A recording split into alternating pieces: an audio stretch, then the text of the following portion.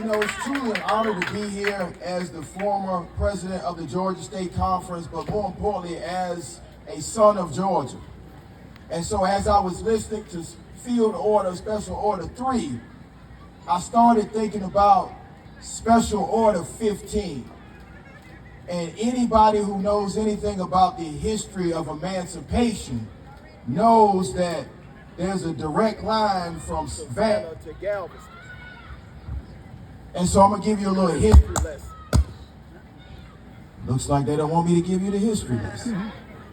But on January the 16th, 1865, there was a young man who had already marched from Atlanta to the sea. And in his march from Atlanta to the sea, he burned Atlanta to the ground. His name was General William Tecumseh Sherman. And when he got to Savannah, he met with some pastors at First African Baptist Church, which is one of the oldest churches in the Northern Hemisphere. You may ask yourself, why did he meet with those pastors? Well, he wanted to get a feeling of the mood in the African American community because he had read a field order similar to the one Gordon Granger read. So Galveston was not unique in that it took 2 years for black people to realize they had been emancipated. And so while he was meeting with those pastors, he asked the pastors, what is it that the black community wanted after emancipation? And those black pastors told him they wanted land. And so he made a decree on the steps of that church, Special Order, Field Order 15, and it went something like this. The islands from Charleston south, the abandoned rice fields from the rivers for 30 miles from the sea, and the country bordering the St. Johns River, Florida, are reserved and set apart for a settlement for the Negroes, now made free by acts of war and proclamation of the President of the United States. Why am I reading that to you? Because that is the genesis of 40 acres and a mule. So it wasn't just about freedom. It was about land. And that was 6 months before Galveston. So as we celebrate Juneteenth, we have to remember that our ancestors expect more of us. Now, as the 13th president of the Georgia State Conference, I find it honorable to be on that land that was promised. You know those golden isles, those sea isles, like Sea Island and Jekyll and Sapelo? That's the land that was promised. And so what do I want to instill in you on this Juneteenth? That your ancestors fought, bled, and died, not just for you to vote, but for you to be free and to pass down the inheritance to those babies over there. And so as we celebrate the cookout, because that's what this is, it's the cookout, we have to remember that there's a charge on us to uphold what was promised. And so I heard the speakers that came before me. I agree wholeheartedly with all of it. But I also want you to remember this, that the battle has been won, will be won, and will continue to be won. You know why? Because I heard the gentleman say, if you want to know the battle's still going on, just read the paper. Well, I read the paper on Wednesday. Y'all remember what happened on Wednesday in Georgia? Thousands of people showed up after voting and sent a message to the elected officials under the Gold Dome that were going to carve Georgia up like they did Alabama, like they did Mississippi, like they did Louisiana, like they did Tennessee. But similar to what happened in South Carolina, Georgia said no. Why? Because the descendants who heard that field order, Special Order 15, blood still runs through our veins. because we are overcomers in this state. Let's not forget there was a 5'9" pastor from Atlanta, Georgia, who went over to Alabama and stirred up the nation in the 50s.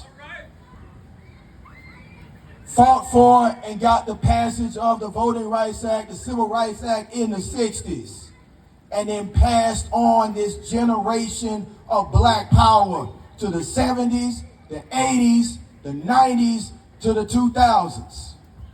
But then we didn't stop there. Y'all remember about 6 years ago, we had an unarmed jogger running a county over, and there was some vigilantes who thought that this was the 1860s, and so they gunned him down. Did Georgia just sit around and hope and pray that something was going to happen? Or did we pray and then move? We pray and move in this state. And we sent them to prison forever. Twice. And so the message I want to deliver to my people here in Camden County is, one, Atlanta is connected to Camden County. There are no two Georgias. There's only one. We all came on the boat from the sea in Savannah, crossed over and went up. Some of us to cotton fields and rice plantations, others of us to the big city where we were still held as slaves. But I remember my great-great-great-grandfather. His name is Gerald Griggs. He was born in 1853 in Fulton County, Georgia. I was pleasured enough to be able to listen to my grandfather tell me the stories of my great-grandfather, of my great-great-grandfather, who all dreamed of freedom, this freedom that we enjoy right now. But where we have lost the road is we don't teach the babies that freedom ain't free. And so we have to remind them that everything that they see was paid for in the blood of their ancestors. That's why it's important to vote, because history repeats itself. If you neglect your history, you will forget that first they erase your legacy, then they erase your name, then they erase your power, and then they erase your freedom. I'm telling you this because there's a group in Georgia that want to do exactly that to you. Some of them are running television campaigns talking about you either going to end up deported or departed. Let me be clear. Georgia will not go back to the 50s, either 18 or 19. It's 2026. And so I want to bring you a message that's clarion call clear. In this state, we know how to fight, and we know that when we fight, we win. I don't have to point to 2000s, to 2010s. I can point to Wednesday. And so I appreciate President Bessett's invitation to come down here. I will always come down here. But I also appreciate the ribs that we about to have because it's a cookout. But I always want to remind you, my people, that the arc of the moral universe is long, but we bend it towards justice. You see how I remixed that? Dr. King said it don't bend by itself. We have to bend it. And so after we get done with the cookout, the line dances, some fellowship, make sure you go support these black-owned vendors out here. Then we have to get to work, registering voters, educating people of why it's important to vote, mobilizing the vote, joining the NAACP, who's been doing this for 118 years,